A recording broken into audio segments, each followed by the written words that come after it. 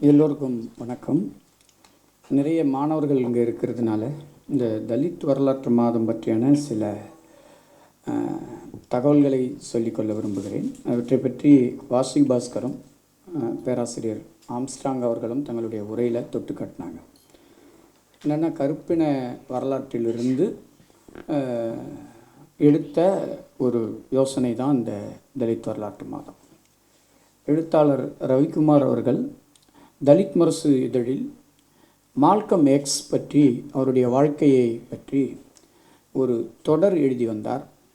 அப்போது அந்த தொடருக்காக அவர் கருப்பின வரலாற்றை வாசித்த பின்புலத்தில் அமெரிக்காவில் ஆப்ரோ அமெரிக்கர்கள் பிப்ரவரி மாதத்தை ஒரு பிளாக் ஹிஸ்ட்ரி மந்தாக கொண்டாடுறாங்க அப்படிங்கிறத அடிப்படையாக வைத்து தலித் வரலாற்று மாதம் என்ற ஒன்றை நாம் நினைவு கூற முடியும் என்று அவர் இதை ஆரம்பித்தார்னா அவர் நடத்தி வந்த தலித் இதழை தலித் வரலாற்று சிறப்பிதழ் அப்படின்னு கொண்டு வந்தார். சில கருத்தரங்குகள், நூல் வெளியீடுகள் அப்படிங்கிறது அவ்வப்போது நடந்தது. அப்புறம் போதி அப்படிங்கிற ஒரு பத்திரிகையை அதன் நினைவாக கொண்டு வந்தார். இது ஒரு ஆரம்ப நிலை. அப்போது நான்லாம் ஒரு மதுரையில் ஒரு கல்லூரி மாணவராக இருந்தேன்.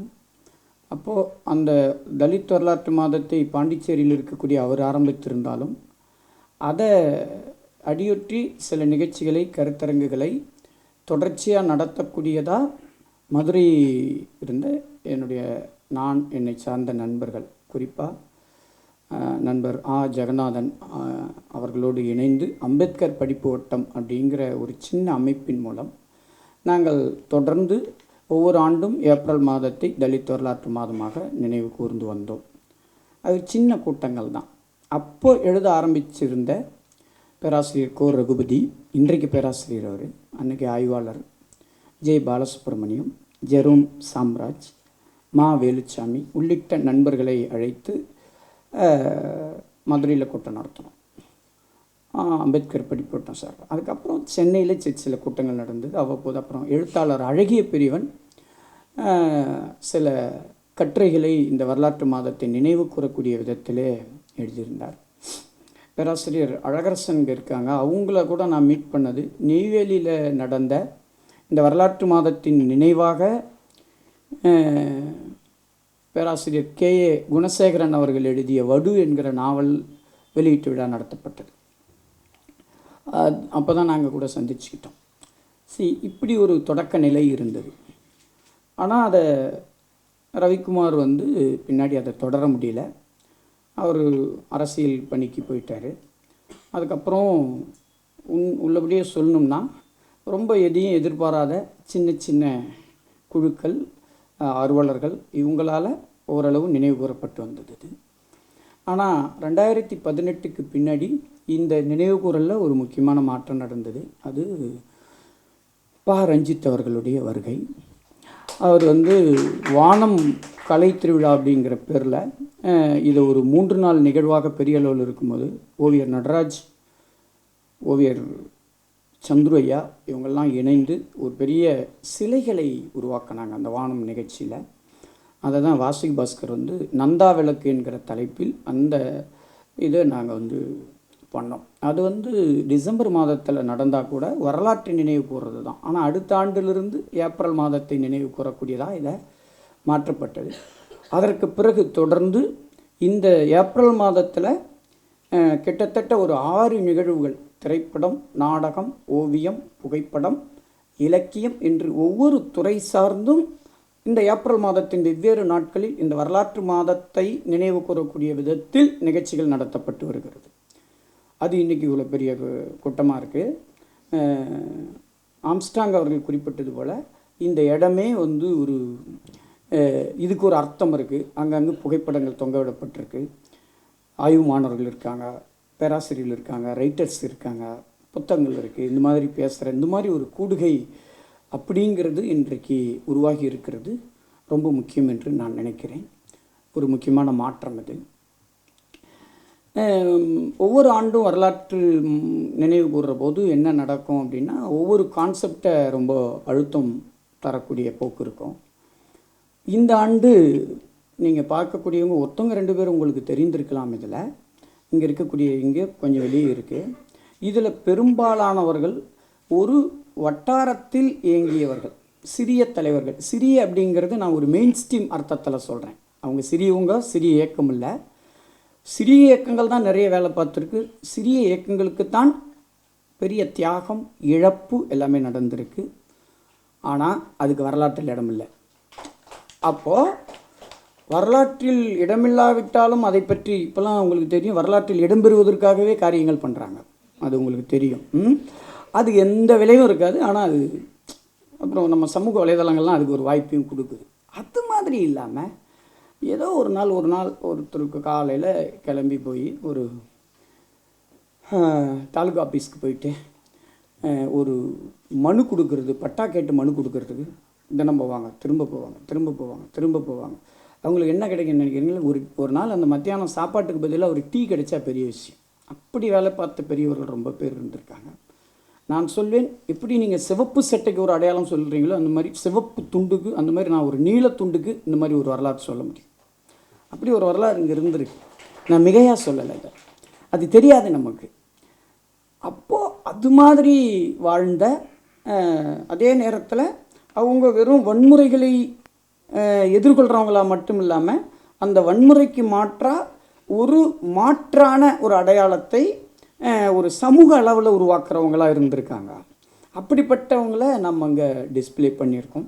இதில் சில பேர் உங்களுக்கு ஏற்கனவே ரிப்பீட் இருக்கும். ஆனால் மற்றபடி பெரும்பாலானவர்கள் இப்போது தான் முதல் முறையாக உங்களுடைய, இப்போ உதாரணமாக தலித் சுப்பையா, சத்தியவாணி முத்து, செகுடந்தாளி முருகேசன், மேலவளவு முருகேசன், மலைச்சாமி, வஞ்சிநகரங்கந்தன், வணங்காமுடி சந்திரன், ஆம்ஸ்ட்ராங், மூர்த்தியார், இது மாதிரி நிறைய அவங்கள நீங்கள் எடுத்திங்கன்னா ஒரு ஸ்கூல் ஆரம்பித்தவங்களாக இருப்பாங்க.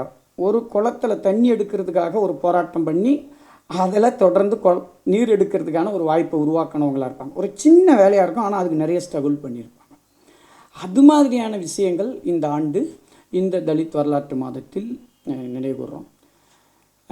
இந்த இளைஞர்கள் இதை நினைவு கூறக்கூடிய எங்கள் தலைமுறையை சேர்ந்த இளைஞர்களுக்கு வேறு எங்கள் முன்னோடிகள் தொடங்கி வச்சா கூட நாங்கள் அதை தொடர்றோம். முன்னோடிகள் எங்களை நினைவு கூறுறதில் எங்களை பற்றி அவங்க சொல்ல மாட்டாங்க. அதை பற்றி எந்த கவலையும் இல்லை. அந்த ஈகோ நமக்கு அவசியம் இல்லை. இந்த வேலையை அடுத்த தலைமுறை இளைஞர்கள் இந்த வரலாற்று மாதத்தில் நம்ம தொடர்ந்து செய்யணும், அதை வளர்த்தெடுக்கணும் அப்படிங்கிறதான் இதனோட நோக்கம். 1. 2, இப்போ தலித் வரலாறு அப்படின்னும் போது நமக்கு நிறைய கேள்வி வருது. தலித்து இலக்கியம், தலித் வரலாறு, தலித் விமர்சனம் அப்படின்றதெல்லாம் ஒரு 30 ஆண்டுகளுக்கு வரும்போது நிறைய பெரிய விவாதங்களையும் சர்ச்சைகளையும் சந்தித்தது, உருவாக்கியது.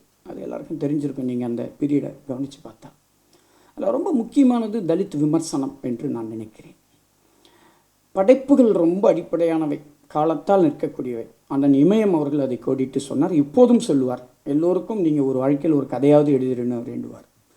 அது மிகச்சரியானது. ஆனால் விமர்சனம் அப்படிங்கிறது என்னவா இருந்தது அப்படின்னா, அது ஒரு வரலாற்று வாசிப்பு தான் விமர்சனம் என்பது. உதாரணத்துக்கு இப்போ ராஜகோதமனை குறிப்பிட்டார் பேராசிரியர் ஆம்ஸ்ட்ராங் அவர்கள். ராஜகோதமன் சங்க இலக்கியத்தை வாசிக்கிறார் அப்படிங்கிறது வெறும் விமர்சனம் இல்லை, அது ஒரு வரலாறு. இந்த ஒடுக்கப்பட்ட மக்களுடைய இடம் அங்கே என்னவா இருந்தது, இல்லைன்னா ஜாதியினுடைய தோற்றம், வளர்ச்சி எப்படி ஒரு இடத்துல தோன்றி இருக்க முடியுங்கிறத புரிந்து கொள்வதற்கு அவர் முயற்சி பண்ணுறார். அப்போது விமர்சனம் என்பது தவிர்க்க இயலாமல் ஒரு வரலாற்று மறுவாசிப்பை கோரக்கூடியதாக அமைந்து விடுகிறது. அதனால்தான் தலித் விமர்சனத்தினுடைய ஒரு நீட்சியாக நான் தலித் வரலாறு என்ற ஒன்றை பார்க்கிறேன். இவர்களுக்கு வரலாற்றில் என்ன இருந்தது, என்ன செஞ்சிருக்காங்க அப்படிங்கிறத நாம் பார்க்க வேண்டியிருக்கு. இப்போ அடுத்த கேள்வி நமக்கு வந்துடுது, வரலாறு என்ன தலித்துகளுக்கு மட்டும்தான் இருக்கா, அல்லது வரலாறு தலித்துகள் மட்டும்தான் மீட்டெடுக்கிறாங்களா? இன்றைக்கின்னா இல்லை, எல்லாமே இன்றைக்கி வரலாற்றை மீட்டெடுக்கிறோம். இன்னும் சொல்லப்போனால் வரலாறுகள் எல்லாமே, மீட்டெடுக்கப்படக்கூடிய வரலாறு எல்லாமே பெருமிதமானதாக இருக்க வேண்டும் என்று எல்லா ஜாதிகளும் கருதுகிறது. ஒரு நாடு சார்ந்து, தேசம் சார்ந்து, மொழி சார்ந்து, ஜாதிகள் சார்ந்து எல்லாத்துக்குமே வரலாறு இருக்குது. வரலாற்றை எழுதுகிறாங்க, முயற்சிக்கிறாங்க. இந்த அது வந்து ஒரு பெருமிதமாகத்தான் இருக்க வேண்டும் என்றும் ஒரு நிலைமை வந்துருச்சு இன்னைக்கு. கிட்டத்தட்ட இப்போது மதுரையில் கீழடிக்கு ஒரு மியூசியம் வச்சுருக்காங்க தமிழ்நாடு அரசு, ரொம்ப பிரமாதமாக அமைச்சிருப்பாங்க. நீங்கள் போனீங்கன்னா கீழடியோட ஒரு ஐக்கானாக நம்ம என்ன சொல்கிறோம், தமிழ் சமூகத்தில் ஜாதி பேதமற்ற ஒரு காலத்தினுடைய ஒரு சிம்பலாக கீழடியை சொல்கிறோம். அதை தான் நாம் அங்கே வந்து வைக்கிறோம் உள்ள அந்த மியூசியத்தில். அதை பற்றி பேசும்போது அதை ஒரு பெருமையாக நம்ம சொல்கிறோம் இல்லையா. ஆனால் கீழடி விட்டு இப்படி வெளியே வந்ததுமே ஒரு ரோடு இருக்கும், அதுக்கு எதிரில் ஒரு பெரிய 2 கட்டிடங்கள் இருக்கும். பார்த்தீங்கன்னா நான் தாண்டா சேர்வேன் என்னடா பார்வை அப்படின்னு போஸ்ட் ஊட்டியிருக்கோம். இல்லை நான் கேலிக்காக சொல்லலை, கேலிக்கா நிரப்பி இருக்கும்.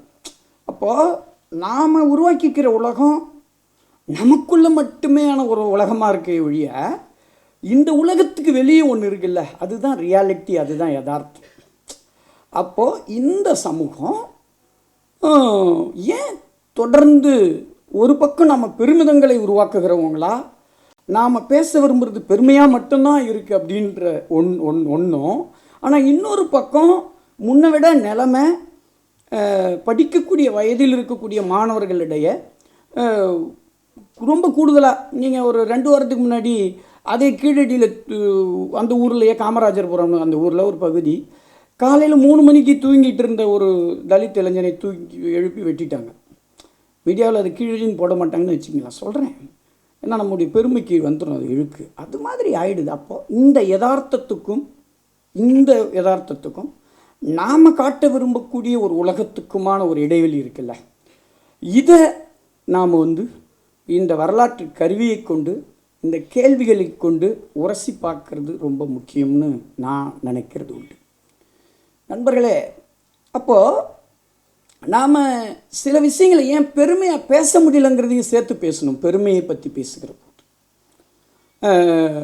சில விஷயங்களை நம்மளால் பெருமையாக யோசிக்க முடியல, அல்லது இவ்வளவு நிலைமைகள் இருக்கும்போது நாம் இன்னொரு பக்கம் பெருமைகளை பற்றி நினைவு கூற வேண்டுமா, அதை பற்றியான அதுக்கு என்ன மீனிங் இருக்குது இன்றைக்கி அது அப்படிங்கிறது தான்.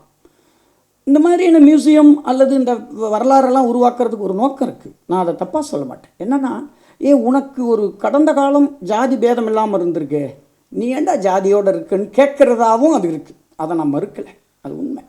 ஆனால் அதை நம்ம ரொம்ப மீனிங்ஃபுல்லாக எடுத்துக்கணும், செய்யணும். அப்போது இங்கே ஒன்று விட்டுட்டு நம்ம அங்கே ஒன்று செய்ய முடியாது அப்படிங்கிறது தான்.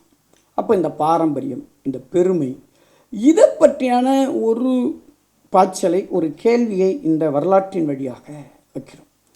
அப்போது இந்த தலித் வரலாறு அப்படிங்கிறது என்னவா இருக்குன்னா, இப்போ என்னவா மாறி இருக்குன்னா, வரலாறு பற்றி மட்டுமல்ல, வரலாறு யார் எழுதுகிறான், யாருடைய பார்வையில் எழுதப்படுகிறது, யாருடைய பார்வையால் வாசிக்கப்படுகிறது என்பது தலித் வரலாற்றியல் வந்த பின்னால் முக்கியத்துவம் பெற்ற கேள்விகளாக மாறியிருக்கின்றன இன்னைக்கு. அதுதான் விஷயம். யார் வாசிப்பது, அதுக்கு என்ன மீனிங் கொடுக்குறது, அந்த மீனிங்கை எது உருவாக்குது. என்னுடைய வாசிப்பு மட்டுமே ஒரு புத்தகத்துக்கு மீனிங் கொடுக்குதா? இமயமன்னன் அவர்களுடைய ஒரு கதையை படிக்கிறதுனால நான் படிக்கிறதுக்கும் நான் அல்லாத இன்னொருத்தர் படிக்கிறதுக்கும் ஒரே மீனிங்கானா இல்லை. அப்போது அர்த்தம் ஆத்தர்லேருந்து வருதா, இல்லை நான்லேருந்து வருதா, அல்லது நான் அல்லாத இன்னொருத்தர்லேருந்து வருதா, அப்படி மாறிடுது. ஒரு தமிழ்நாட்டில் தலித் வரலாற்றியல் அப்படிங்கிற ஒரு போக்கு உருவான பின்னாடி நடந்த மாற்றங்கள் முக்கியமானவை, ஆனால் அவை சொல்லப்படாதவை. எதிர்மறையாகவும் நேர்மறையாகவும் நிறைய மாற்றங்களை அவை உருவாக்கியிருக்கிறது. நான் சொல்வேன், தமிழ்நாட்டில் இன்றைக்கு திராவிட இயக்கம் பற்றியான மிக முக்கியமான நூல்கள் கடந்த 20 ஆண்டுகளில் வந்திருக்கிறது. அதற்கு மிக முக்கியமான காரணம் தலித் விமர்சனம், தலித் வரலாற்றியல் தான். அதை சொல்ல மாட்டாங்கன்னு வச்சுங்களேன். ஆமாம், இப்போது ஒரு காலச்சூடல் ஒரு நூல் வந்திருக்கு, திருநீலகண்டன் எழுதிய திராவிட இயக்கமும் நீடாமங்கலமும். அது எடுத்துக்கொண்ட எல்லையை மிக சிறப்பாக செய்திருக்கக்கூடிய ஒரு ஆய்வு நூல். அது நூலாக எனக்கு அதில் ஒன்றும் இல்லை, ஆனால் நிறைய கேள்விகள் எனக்கு இருக்குது. அது வேறு. இந்த நூலை ஏன் எழுதணும், ஏன் திராவிட இயக்கம் தலித்துகளுக்கு ஒரு வேலையை செஞ்சுருக்குங்கிறத சொல்ல வேண்டிய அவசியம் ஏன் வருதுன்னா, அது தலித் தரப்பு எழுப்பிய கேள்விகளுக்கு பதிலளிக்க வேண்டும் என்கிற நிர்பந்தம் தான். இன்றைக்கு வைக்கம் பற்றி ஒரு முக்கியமான நூல் வந்திருக்கிறது. வைக்கம் பற்றி வைக்கம் வீரர் என்று பெரியாரை நம்ம தொடர்ந்து சொல்லி வந்தாலும் அதை பற்றி ப்ராப்பர் நூல் தமிழில் இருந்ததில்லை. அதியமான் பழ அதியமான் அவர்கள் எழுதியிருக்கார். அதுவும் எடுத்துக்கொண்ட எல்லைக்குள்ளே மிகச்சிறப்பாக எழுதப்பட்டிருக்கிற நூல். ஆனால் அதுக்கும் வைக்கம் சேரன் மாதேவி போன்ற புதிய நூல்கள் எழுதப்பட்டதற்கு நேரடியாகவும் மறைமுகமாகவும் தலித் தரப்பு காரணமாக இருந்திருக்கு. ஆனால் அவங்க என்ன சொல்ல மாட்டாங்கன்னா, இந்த தரப்போட ப்ரெஷரில் நாங்கள் எழுதணும்னு சொல்ல மாட்டாங்க. இப்போ அவங்களுக்கு வசதியான ஒரு எதிரியை வச்சுட்டு அவருக்கு பதிலளிக்கிறதா கூட அதை மாற்றுவாங்களே ஒழிய, ஒரு தலித் தரப்பு சொல்லி நாங்கள் எழுதணும் அப்படின்றது அதில் வந்துடாது. இதெல்லாம் ரொம்ப நாம் அதை வாசிக்கும்போது அது நமக்கு தெரியும். இப்போ தமிழில் ஒன்று இருக்குது. இப்போ அண்மையில் ஒரு சில போக்குகள் உருவாகி இருக்கு. என்னென்னா, தென் தமிழ்நாட்டில் சுதந்திர போராட்ட வீரர்களில் வேலு நாச்சியார் உங்களுக்கு தெரிஞ்சிருக்கும். அவங்களுடைய பணியாளராக இருந்தவர் குயிலி என்று சொல்லப்படுகிறார். இப்போ அந்த குயிலி முதல் தற்கொலைப்படை வீராங்கனை. அந்த அம்மா வேலு நாச்சியாருக்கு ஆதரவாக ஆங்கிலேயர்களுடைய ஒரு வெடிகுண்டு கிடங்களை தன்னுடைய உடம்பில் நெருப்பை கட்டி கொண்டு குதித்து அந்த வெடிகுண்டை அந்த கிடங்கை காலி பண்ணார் அப்படிங்கிறதா எழுதப்பட்டிருக்கு. ஆனால் இப்போ அது என்னென்னா, அது ஒரு கற்பனை பாத்திரம் என்று கண்டுபிடிக்கப்பட்டிருக்கிறது. அதை பற்றி எனக்கு எந்த கவலையும் இல்லை. அது கற்பனை பாத்திரமாக இருந்தால் என்ன, இல்லாட்டினா அது ஒன்றும் இல்லை. அதை கிளைம் பண்ணுறதில் ஒன்றும் ஆர்வம் இல்லை. ஆனால் பிரச்சனை அது இல்லை. நான் பிடிக்குதா பிடிக்கலையாங்கிறது மேட்ரு இல்லை. ஆனால் அந்த குயிலி பாத்திரம் ஒரு கற்பனை பாத்திரங்கிறத தமிழ்நாட்டில் இருக்கக்கூடிய அறிவுஜீவிகள் முதல் கொண்டு வரலாற்றாசிரியர்கள் முதல் கொண்டு அதை ஒரு வேலையாக ஒரு அஜெண்டாவாக செய்கிறாங்க சார்.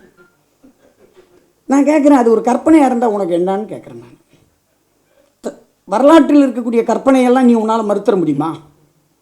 நீ மறுக்கிறியா? அப்போ நான் என்ன கேட்குறேன்னா, நீ மறுக்க விரும்பக்கூடிய கற்பனை யாருடையதாக இருக்கிறது? அதான் எனக்கு முக்கியமான கேள்வி. குயிலியை ஒரு பாத்திரமாக உருவாக்கியவர்கள் தலித்துகள் அல்ல, அது தெரிஞ்சுங்க. இடதுசாரி வரலாற்று ஆசிரியர் ஜீவபாரதி, அவரையும் வரலாற்று ஆசிரியர் தான் சொல்கிறேன். ஓகே, அவர் உருவாக்குனது அந்த பாத்திரம் யார்? ஜீவபாரதி. சினிமாவுக்கெல்லாம் வசனம் எழுதினார். மணிவண்ணன் படத்தில் நீங்கள் நிறைய படங்களை பார்க்கலாம். அவர் உங்களுக்கு தெரிஞ்சிருக்கும். அது ஏன் உருவாகுதுன்னா, ஒரு காலகட்டத்தில் தேசியவாத அரசியல் உருவாகிற போது எல்லா சமூகங்களிலிருந்தும் ஒவ்வொருத்தவங்க விடுதலைக்கு போராடினாங்கிற ஒரு நல்லிணக்கத்துக்காக காட்டுவாங்க. இந்த மாதிரி ஒரு இந்து, ஒரு முஸ்லீம், ஒரு கிறிஸ்துவ, 3 பேர் காட்டுவாங்கல்ல சினிமாவில், நல்லிணக்கத்துக்கு. அது மாதிரி ஹிஸ்ட்ரி எழுதும்போது எல்லா ஜாதியிலிருந்தும் ஒருத்தர் பண்ணாருன்னு நம்ம இதுக்கெல்லாம் முன்னோடி நம்முடைய பெரிய புராணத்தில் எல்லா ஜாதியிலிருந்தும் ஒரு கேரக்டரை கிரியேட் பண்ணுவாங்கல்ல, அக்செப்ட் பண்ண வைக்கிறதுக்கு. அது மாதிரி அது அப்படி அவர்கள் நோக்கத்துக்காக எழுதிட்டு இன்றைக்கி அது அப்புறம் என்ன பண்ணிட்டாங்கன்னா, அங்கே இருக்கக்கூடிய தலித்துகள் அதை கிளைம் பண்ண ஆரம்பிச்சிட்டாங்க. அது உண்மை. ஏன்னா அவங்களுக்கு என்ன இருக்குன்னா, இந்திய விடுதலை போராட்டத்தில் நாங்கள் இந்த பங்கை செஞ்சுருக்கோன்னு சொல்கிறதுக்கான ஒரு ஐக்கானாக அது இருக்குது. நான் நினைக்கிறேன் அது கற்பனை பாத்திரமாக இருப்பதற்கான வாய்ப்பு அதிகம் தான் நினைக்கிறேன். ஆனால் ஏன் பிரச்சனை நான் திரும்ப சொல்கிறேன், அது இல்லை. அது இது மாதிரி நீங்கள் தமிழ் வரலாற்றில், இலக்கியங்களில், புராணங்களில் எத்தனை கற்பனைகள் நம்ம நம்பிக்கிட்டு இருக்கிற பல விஷயங்கள் அதுதான். அப்போது இப்போ வரலாறாக எது மாறுது அல்லது எந்த வரலாற்றை நம்ம கொஸ்டின் பண்ணுறோம்? இப்போ உதாரணமாக இன்னொருத்தர் எடுத்துப்போமே, மருது சகோதரர்கள் மிக முக்கியமான ஆளுங்க 2 பேரும். அவங்களுடைய விடுதலை போராட்டம் பற்றி நமக்கு ஒன்றும் அதை குறைத்த மதிப்பிடலை. அவங்களுக்கு முக்கியமான பங்கு இருந்திருக்கு. ஆனால் இப்போ ஒரு பெரிய இடதுசாரி குழு, இடதுசாரிங்கிற பேரில் இருக்கக்கூடிய ஒரு குழு, ஓகே, அந்த குழு என்ன பண்ணிச்சுன்னா, அவங்க யாருன்னா இந்த குயிலியை காலி பண்ண ட்ரை பண்ண குரூப்பு இப்போ என்ன பண்ணுதுன்னா, அவங்க ஒரு மருது வீரர்கள் எப்படி ஒரு ஏகாதிபத்தியத்தை எதிர்த்த போராளிகள், அந்த கண்ணோட்டத்தில் அவரை பார்க்கணும், அவரை ஜாதியெல்லாம் பார்க்கக்கூடாதுன்னு முடிவு பண்ணிட்டாங்க. அது ஓகே, அது ஒரு நல்ல விஷயம், அதில் நமக்கு எந்த முரண்பாடும் இல்லை. ஆனால் பிரச்சனை எங்கே வருது அப்படின்னா, இப்போது ஒரு வட்டாரத்தில் மருது சகோதரர்களுடைய படங்களை வச்சுருக்கிறவங்கெல்லாம் அவர் விடுதலை போராட்ட வீரருங்கிறதுக்காக வச்சுருக்காங்களா? அதில் ஏதாவது உங்களுக்கு டேட்டா இருக்கா? ஒன்றுமே கிடையாது. அப்போது ஒரு தரப்பை நீங்கள் ஏற்கனவே இருக்கக்கூடிய ஒரு வட்டத்திலிருந்து மீட்டு இதுதான் இவர் எல்லாருக்குமான தரப்புன்னு காட்ட முயற்சிக்கிறது, இன்னொரு தரப்பை அது ஒன்றுமே இல்லை அப்படின்னு காட்டுறது. அப்போது இந்த முயற்சிகள் இருக்குல்ல, இந்த வரலாற்றில் நடக்கிற இந்த முயற்சி, இதெல்லாம் கடந்த 20 வருடங்களில் நடந்து வர்ற முயற்சி. அப்போது இந்த பின்புலத்தில் தான் நாம் இது மாதிரியான ஒரு வரலாற்று தருணங்களை, வரலாற்று பாத்திரங்களை நினைவு கூர்றது, திரும்ப திரும்ப சொல்கிறது, சண்டை போடுறது, அதை நாம் செய்து கொண்டிருக்கிறோம். ஆர் வீரையன், ரெட்டமலை சீனிவாசன் அவர்களோடு இணைந்து சட்டப்பேரவையில் பணியாற்றியவர். அவரை பற்றி நிறைய தகவல்களை படிக்கும்போது ஒரு சிவில் ரைட்ஸ்க்காக அவர் நடத்திய போராட்டங்கள் சட்டப்பேரவையில் மட்டும் இல்லை, திரும்ப அவர் எந்த பிரச்சனையை பற்றி பேசுகிறாரோ அதை அந்த பிரச்சனை நடக்கிற ஊருக்கு போகிறார். இது மாதிரி மனிதர்களை பார்க்கும்போதெல்லாம் எனக்கு ரொம்ப எமோஷ்னலாக இருக்கும். என்னென்னா, அவங்க ஒரு 60-70 வருஷம் வரைக்கும் அதில் வேலை செய்கிறாங்க. அவங்களுக்கு மனைவி யார், அவங்களுடைய பசங்க யார், அவங்களுக்கு என்ன சொத்து, அவங்க அன்றாடத்துக்கு என்ன பண்ணியிருப்பாங்க, அவங்களுடைய எவ்வளோ பயணம் பண்ணியிருப்பாங்க, இந்த மாதிரி பிரச்சனைகளுக்கு அந்த காலகட்டத்தில் எங்கே தங்கியிருப்பாங்க, அவங்க எல்லா வேலையும் சாப்பிட்ருக்கக்கூடிய ஒரு சூழ்நிலை இருக்குமா, எத்தனை மனிதர்களை சந்திச்சிருப்பாங்க, உடம்பு சரியில்லாமல் போயிருந்தால் என்னவாக இருக்கும், எந்த வசதிகளும் இல்லாத ஒரு காலத்தில் இவர்களுடைய இந்த பயணத்தை பற்றி கற்பனை பண்ணுறது இருக்குல்ல, நாம் வெறும் டேட்டாஸாக வரலாற்றை சுருக்கிறோம். இந்த ஆண்டு இது நடந்தது, இந்த ஆண்டு இது நடந்தது, அது இல்லை வரலாறு. இந்த டேட்டாஸ்க்கு நடுவில் இருக்கிற எமோஷ்னல் இருக்குல்ல, இவன் மனைவியோ மக்களுக்கு என்ன செஞ்சான், செய்யாமல் போனதுனால அவங்க சபிச்சு கொட்டினது இருக்குல்ல, இது மாதிரி விஷயங்களை நான் சொல்கிறேன். அப்போது இது மாதிரியான எமோஷ்னல் தருணங்களை எழுதுவதற்கு நம்முடைய வரலாற்றில் இடமில்லை. அப்போ தான் அங்கே ஒரு ஃபிக்ஷன் ரைட்டர் வர்றான். அப்போ ஃபிக்ஷன் ரைட்டருக்கும் வரலாற்றுக்கும் ஒரு சந்திப்பு அங்கே நடக்குது. நண்பர்களே, 2000க்கு பிறகு தமிழில், அது அண்ணன் இமயம் இல்லை, வேறு சில பேர் சொல்கிறேன், பல நாவலாசிரியர்கள் வரலாற்றை அடிப்படையாக வச்சு நாவல் எழுதிட்டு இருக்காங்க. தெரியும் உங்களுக்கு இல்லையா? அது தவறு இல்லை, அது வேற, அது ஒரு வகைமை தான். அப்போது வரலாறும் என்ன செய்ய வேண்டியிருக்கிறது என்றால், வெறும் டேட்டாஸிலிருந்து அது கொஞ்சம் படைப்பூக்கத்தை நோக்கி நகர வேண்டியது இருக்கிறது. அதுக்கு ஒரு வரலாறு என்பது ஆக்சுவலாக வரலாற்றை நீங்கள் கற்பனை செய்ய வேண்டும், அதுதான் விஷயம். ஏனென்றால் கற்பனைனா நீங்கள் டென்ஷன் ஆகிடுவீங்க, பொய்ன்ற பொருள் இல்லை. அது சில விஷயங்களை நீங்கள் இமேஜின் பண்ணணும். இதை பாருங்கள், மக்கள்கிட்ட இருக்கிற வரலாறு எல்லாமே புராணங்களும் நம்பிக்கைகளும் தான் அவங்களால வரலாறாக நம்பப்படுது. அப்போ நீங்கள் அந்த கதைக்கு மாற்ற இன்னொரு கதையோடு போய் மோதாட்டி, அப்போது இந்த வரலாறு புனைவு அப்படிங்கிறதுக்கான அந்த இடைவெளி இருக்குல்ல, அப்படியே அலைஞ்சி அது ஒன்றா மாறக்கூடியது. இப்போ அயோத்திதாசர் பற்றி வைக்கக்கூடிய மாபெரும் குற்றச்சாட்டு என்ன? அவர் வரலாற்றை புனைவாக எழுதினார். அவர் புனைவாலாம் எழுதலை, நீ டேட்டாவுக்கு மாறிட்ட, வரலாற்றை பார்க்கறதில்ல, அவ்வளோதான். அவர் ஒரு உலகத்தை ஸ்தாபிக்கிறார். அவர் தான் வாழ்ந்த உலகம் என்னவாக இருந்திருக்கும் என்பதை பற்றி கற்பனை செய்து பார்க்கிறார். இது மாதிரியான கற்பனைகளை எவ்வாறு புரிந்து கொள்வது என்பது பற்றியான முறையியல்கள், ஆய்வு சட்டகங்கள் நம்மிடம் இல்லை. இதுதான், அதை தான் கோருது அயோத்திதாசரோட வாசிப்பு. இப்போது வரலாற்றில் இது உண்மையாக ஒரு சமூகம் ஒன்றை பற்றி கற்பனை பண்ணுதுன்னு வச்சுங்களேன், அது கற்பனை, அது பொய் அல்லது உண்மை அப்படிங்கிறத சொல்கிறது என் வேலை இல்லை. நான் ஒரு வரலாறை பற்றி யோசிக்கிறவனா அப்போ நான் சொல்கிறேன். அப்போ நான் என்ன நினைக்கிறேன்னா, அது பொய்யோ உண்மையோ, ஏன் ஒரு சமூகம் அந்த கற்பனைக்கு போகுது? ஒரு சமூகம் தன்னை பற்றி அப்படி ஒரு கற்பனையை செய்து கொள்வதற்கான சமூக தேவை என்னங்கிறதையும் சேர்த்து யோசிக்கிறது தான் இன்றைக்கி வரலாற்றை எழுதுவதனுடைய முக்கியத்துவமாக இருக்க முடியும் என்று நான் நினைக்கிறேன். அப்போது ஒரு பொய்யா மெய்யா பொய் மெய்யெல்லாம் ஒன்றும் கிடையாது. பொய் மெய்யெல்லாம் ஒன்றும் கிடையாது. நீங்கள் ஒரு விஷயத்தை கேள்விப்படலைன்னா அது பொய், கேள்விப்பட்டுக்கிட்டே இருந்தால் பொய் கூட உண்மை, அவ்வளோதான் விஷயம். அப்படி தான் இங்கே சூழ்நிலை இருக்குது, நீங்கள் எப்பவுமே இருக்கிற ஒரு விஷயந்தான். எனவே இந்த உணர்ச்சி பூர்வமான தருணங்களை நாம் பார்க்கும்போது, வரலாற்று டேட்டாஸாக பார்க்கும்போது சமயங்கள் என்னவோ ஆகிடுதுன்னா, அது ஒரு இடத்துல உறைஞ்சிடுது. இது இந்த ஆண்டு இந்த இடத்துல நடந்தது இந்த நபரால், அவ்வளோதான், அப்படியே ஃபிக்ஸ் ஆகிடுது. அப்போ தான் நாம் என்ன பண்ணுறோம் அப்படின்னா, அதை நம்மளுடைய யோசனையால் கற்பனையால் கலைச்சி பார்க்கறது, கலைச்சி போடுறது, வேறு மாதிரி யோசித்து பார்க்குறது அப்படிங்கிற. நீங்கள் தலித் மக்கள்கிட்ட போனீங்கன்னா கிராமங்களில் அவங்களுடைய சாமி கதைகள் தான் அவங்களுக்கு வரலாறு, அவங்களுடைய ஊர் பெயர்கள் தான் வரலாறு, அவங்களுக்கு சுட்டப்பட்ட பெயர்கள் தான் அவங்களுக்கு வரலாறு. இப்போது நம்ம துரதிருஷ்டவசமாக என்ன பண்ணிட்டோம்னா, தலித் வரலாறுனா அரசியல் ரீதியாக போராடியவர்களை மட்டுமே வரலாற்றுக்குள்ளே கொண்டு வந்துட்டோம். இப்போ நாம் எக்ஸ்டெண்ட் பண்ணணும். அப்போ என்ன பண்ணணும்னா, இது மாதிரி ஒரு அரசியலுக்குள்ளே வராமல் ஒரு சமூக ரீதியாக ஒரு குழுவாக வாழுகிற போது அவங்க ஒரு வரலாற்றை உருவாக்கி இருக்காங்கல்ல, அதில் ஒரு மாற்றம் இருக்குல்ல, அதையெல்லாம் கூட நாம் ஒரு இந்த வரலாற்றுக்குள்ளே கொண்டு வர முடியும். இந்த பாருங்கள், அவங்க நினைவு கூறுறது மட்டும் வரலாறு கிடையாது. அண்ணன் சொன்னது போல் அவங்க சில விஷயங்களை மறக்க விரும்புகிறாங்க. இந்த நினைவு இது என்னுடைய கடந்த காலம் அப்படின்னு சொல்லப்படுது, அதை நான் சொல்ல மாட்டேன்னு சொல்கிறேன், அதுக்கு நீங்கள் மதிப்பு கொடுத்து தான் ஆகணும். அப்போ நீங்கள் கொடுக்குறீங்களா மற்றவங்களுக்கு? கரெக்டா? அப்போது நினைவு கூறுவது மட்டுமல்ல, மறக்க விரும்புகிறதும் சேர்த்தே தான் இந்த ஜனங்களுடைய சமூக வரலாற்றில் சமூக நினைவுகளில் சேர்ந்தே நமக்கு ஒரு பொருளை தருகிறது. அப்போ இந்த கதைகளை வாசிக்கிறது, கதைகளில் இருக்கக்கூடிய குறியீடுகளை வாசிக்கிறது, அதுக்கு என்ன மீனிங், ஏன் அங்கே வைக்கிறான்? உதாரணமாக நான் இந்த நண்பர் கூட சொன்னார், மாமன்னன் நந்தன் அப்படிங்கிறத பற்றி நான் எழுதுகிறேன். அதில் எனக்கு கிடைச்ச ஒரு விஷயம் என்னென்னா, நந்தன் என்பவரை பற்றி கிடைக்கக்கூடிய வழக்காற்று கதைகள், மக்களிடம் வழக்காற்று இருக்கக்கூடிய கதைகளில் ஒவ்வொரு இடத்துலையும் ஒவ்வொரு மாதிரி கதை கிடைக்குது. ஆனால் கதையில் அடிப்படை ஒற்றுமை மாறுறதில்லைன்னு வச்சுங்களேன். ஆனால் சில வெர்ஷன்ஸில் மாறிக்கிட்டே இருக்கும். ஆனால் இந்த நந்தன் கதை இந்தியா முழுக்க இருக்குது. எங்கள் நந்த வம்சத்தில் நீங்கள் நந்தன், முதல் நந்தன் பேர் என்னங்க எபி? இந்த பதுமநந்தனுடைய ஒரு நந்தன், ஒரு நந்தன் வச்சுப்போமே.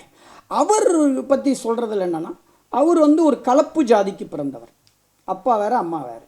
ஓகே, அதே மாதிரி தான் கேரளாவில், வட கேரளாவில் நன்னன் என்று சொல்லப்படக்கூடியவர், அவர் ஒரு கலப்பு ஜாதிக்கு பிறந்தவர். தமிழ்நாட்டில் ஒவ்வொரு ஊர்லேயும் இருக்கக்கூடிய கதைகளில் நந்தன் பற்றியான கதைகள் கலப்பு ஜாதிக்கு பிறந்தவர். வேதநாயக சாஸ்திரியார் காலின் மெக்கன்சிக்காக தொகுத்து வழங்கிய வழக்காற்று கதைகளில் நந்தனை பற்றியான குறிப்பு, அவர் ஒரு கலப்பு ஜாதிக்கு பிறந்தவர். நந்தன் கதையோடு ஓரளவு ஒத்து வரக்கூடிய நந்திவர்மன் கதையில் நந்திவர்மன் ஒரு கலப்பு ஜாதிக்கு பிறந்தவர். முறையான அம்மாவுக்கு பிறக்கலைன்றதான் அவரை கொல்லுவதற்கு அவருடைய சகோதரர்கள் தேடுறதுக்கான காரணம். கிட்டத்தட்ட இந்த கதைகளில் ஒரு கலப்பு ஜாதி அப்படிங்கிற விஷயம் திரும்ப திரும்ப வருது. 1. 2, அவன் பழிவாங்கி கொல்லப்படுகிறான் அல்லது அவன் சாபத்தால் அழிந்து போகிறான். அவனை பற்றியான கதைகளில் அவன் ஒரு அழிவின் குறியீடாக, ஒரு இரத்தத்தோட சம்பந்தப்பட்டவனா, அவனை ஏமாற்றி கொள்றவங்களா, பொறிப்பந்தல் வச்சு அல்லது ஒரு பொய் பந்தல் போட்டு அதில் உட்கார வச்சு அவனை கொல்றதா, இந்த கதைகள் திரும்ப திரும்ப. நந்தன் உண்மையிலே இருந்தாரா இல்லையாங்கிற விவாதம்லாம் ரெண்டாவது, அது வேற. ஆனால் ஒரு ஒடுக்கப்பட்ட சமூகத்தை சேர்ந்தவனாக சொல்லப்படக்கூடிய ஒரு பாத்திரம் இந்தியாவின் எல்லா இடங்களிலும் வெவ்வேறு மாதிரி அது புழங்கும்போது அதுலேயே சில விஷயம் மட்டும் திரும்ப திரும்ப ரிப்பீட் ஆகுது. அவன் சாபத்தால் அழியணும் அல்லது பழிவாங்கப்படுகிறான், அவன் ஏமாற்றி கொல்லப்படுகிறான், ஏன் அவன் கலப்பு ஜாதியினனாக இருக்கிறான், இப்படியான விஷயங்கள் இருக்குல்ல. இது கதை கிடையாது, இது ஏதோ ஒரு குறியீடு அப்படிங்கிறது தான். வேறு ஏதோ ஒன்றை அவங்க திரும்ப திரும்ப சொல்ல ட்ரை பண்ணுறாங்க. அப்போது நாம் வரலாற்றை வாசிக்கிற போது அது இப்படி இருந்தது என்பதோட அந்த குறியீடுக்கு என்ன மீனிங் அப்படிங்கிறதோட வாசிக்கும்போது யோசிக்கும்போது தான் நமக்கு ஒரு ஒரு ஒரு கிட்டத்தட்ட ஒரு ஃபிக்ஷனுக்கு நம்ம கிட்ட போயிட்டு வரக்கூடிய வேலைகளை இந்த இந்த இந்த தளத்தில் நாம் சந்திக்கிறோம். எனவே நண்பர்களே, ஒரு வரலாற்றை பற்றி நாம் யோசிக்கும்போது நாம் எழுப்பிக்கொள்வதற்கான கேள்விகள் நிறைய இருக்குது. ஒரே இடத்துல உறைஞ்சி போகிறது, ஒரே விஷயத்தை திரும்ப சொல்கிறது, அது மாதிரி இல்லாமல் இப்போ இப்போ வஞ்சி நகரம் கந்தன் பற்றி ஒரு படம் பார்க்குறீங்க. அவர் ஒரு ஊரில் கொல்லப்பட்டதுனால ஒரு நடுகள் போல் வைக்கப்பட்டிருக்கிறார். இப்போ ஒரு சில வருடங்களுக்கு முன்னாடி தமிழ் பிரபா வந்திருந்தாருன்னு நினைக்கிறப்ப. அண்ணா வணக்கம். தமிழ் பிரபா வந்திருக்கும்போது நாங்கள் அந்த ஊருக்கு போனோம். அது வரைக்கும் 15 ஆண்டுகளாக நாங்கள் தேடி கண்டுபிடிக்காத சில விஷயம் புதுசாக கிடைக்குது. என்னென்னா, அவரை பற்றி ஒரு அம்மா பாட்டு கட்டியிருக்கு. பாட்டு எப்படி கட்டியிருக்குங்கன்னா, அவர் ஒரு கம்பீரமான தோற்றத்தை கொண்டவர், அவருடைய முடி வாரி இருக்கிற அழகு, அவர் உடுத்திருக்கிற தோற்றம் இதெல்லாம் ரொம்ப பிரமாதமாக இருக்குன்னு ஒரு நாட்டு பாட்டு, இது நடவு பாட்டு. ஆச்சரியமாக போச்சு. என்னென்னா, அது அப்படி ஒரு பாட்டு எல்லாருக்குமே இந்த மாதிரி கொல்லப்படுறவங்களுக்கு மக்களால் கட்டப்படுங்கிறது வேறு. ஆனால் அவங்க சொல்கிறாங்கல்ல அவரை பற்றியான ஒரு வர்ணனை, அந்த மாதிரி அவர் இல்லை. அந்த மாதிரி தோற்றத்தில் இல்லை, ஒரு நார்மலாக இருக்காருன்னு வச்சுங்களேன், எல்லோரும் போல ஒன்று இருக்கார். ஆனால் ஒரு சமூகம் தனக்குரிய வீரனை எப்படி கற்பனை செய்து கொள்ளுகிறது? என்ன உடை உடுத்துறவனா யோசிச்சுக்குது, என்ன தோற்றத்தில் இருந்தவனா யோசிச்சுக்குது, அவன் எப்படி ஃபைட் பண்ணாங்கிறத யோசிக்கு. இப்போ எனக்கு தெரியுது இது கற்பனைன்னு, இதை நான் கற்பனை, இது ஒரு பொய் அப்படிங்கிறத சொல்கிறது ஒரு வரலாற்று ஆசிரியனுடைய வேலையா? இல்லவே இல்லை. அந்த கற்பனையை ஏன் அந்த சமூகம் உருவாக்கி கொள்ளுகிறது என்பதுதான் எனக்கு முக்கியமான ஒன்றாக நான் கருதுவேன். எனவே வரலாறு பற்றியான புதிய புரிதல்கள், புதிய தேடல்கள், புதிய ஒப்பீடுகள் அப்படிங்கிறத நாம் செய்ய வேண்டியிருக்கு. நம்மளே கூட நம்ம பல நேரங்களில் கலைச்சி பார்க்கறதுக்கு அது நிச்சயமாக உதவும். இன்னும் சொல்லப்போனால் நாம் ஒரு ஜாதியாக உறைஞ்சி போகாமல் இருக்கிறதுக்கு கூட இது மாதிரியான நிறைய தேடல்கள், நிறைய புது வாசிப்புகள் அப்படிங்கிறது உதவும். நான் ஏன் இதை இன்றைக்கி இங்கே சொன்னேன் அப்படின்னா, நிறைய மாணவர்களும் புதியவர்களும் இந்த களத்தை நோக்கி இது மாதிரியான விஷயங்களை கேட்கக்கூடியவர்களாக வர்றபோது நாம் வரலாறு பற்றியான வேறு வாசிப்புக்கு போகிறதுக்கு இந்த ஆட்களை தேடுறது மூலமாக கண்டுபிடிக்கிறேன். இப்போ நான் என்ன கேட்குறேன், நான் ஒரு பெரிய கொம்பு முளைச்சவன் அந்த மாதிரி இல்லை, அண்ணனோ யாரும் அந்த மாதிரி இல்லை, எல்லாரும் சாதாரண மனிதர்கள் தான். ஆனால் இந்த இந்த புரிதல்களை நம்ம எப்போ பெறுறோன்னா அகடமிக் புக்கிலிருந்து கிடையாது. நீங்கள் கள ஆய்வு, இந்த மனிதர்களை தேடி போகிற போது அவங்கள பற்றின கிடைக்கக்கூடிய தகவல்கள், அதை ஒப்பிட்டு பார்க்குற போது கிடைக்கக்கூடிய புரிதல்கள், இதிலிருந்து தான் ஒரு மெத்தடாலஜி கிரியேட் ஆகுது. இப்போ இந்த விஷயத்தை இப்படி பார்க்கலாம் அப்படிங்கிறது. எனவே வரலாற்றை பற்றியான ஒரு மறுவாசிப்புக்கு தலித் வரலாற்றியல் உந்தி தள்ளி இருக்கிறது என்பதை இந்த நேரத்தில் நான் சொல்லி, இன்னும் வேறு விதமான வாசிப்புகளை நோக்கி நம்ம போகிறத பற்றி யோசிக்கிறதுக்கு இது மாதிரியான நினைவுகூறல்கள், கொண்டாட்டங்கள் உதவும் என்று சொல்லி என்னுடைய உரையை நிறைவு செய்து கொள்கிறேன். நன்றி. ஜெய்பீம்.